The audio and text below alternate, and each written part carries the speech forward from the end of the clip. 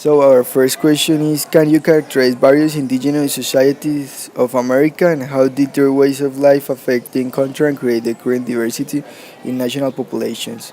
So there were three kinds of Indian groups. The first was the non-sedentary. This was ubicated like more at the north of Mexico. They adapt easily to the lack of food, so they need to gather and to hunt a lot. They were small groups, and the second group was the semi-sedentaries.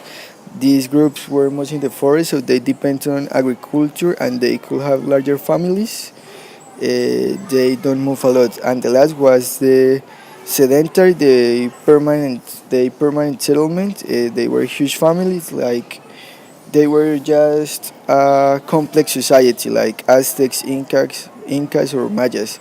So these different styles of living affect when the Europeans get to America.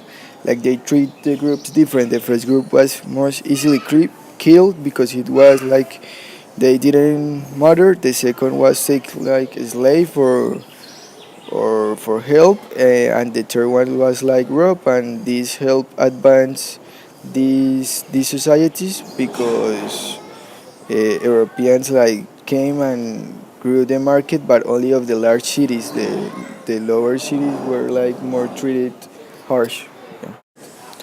Now, what formative historical experience did the Spanish and the Portuguese share before the encounter? Well, both the Spanish and Portuguese experienced similar events prior to the encounter. Around the 700s, the Moors invaded the Iberian Peninsula, where Spain and Portugal are located. After centuries of Muslim control, the new Christian movement reconquered the Iberian Peninsula, which established control at last. Question number 4. How did Africans come to play an important part in the colonization of America?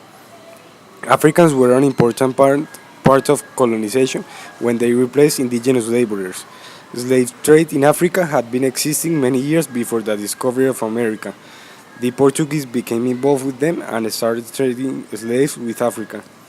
When the Iberians arrived to America, some of them were African slaves who were already with Iberians and had already arrived with them. They had already things in common, so that played a lot in their favor. Africans were not so vulnerable as Americans were to European diseases.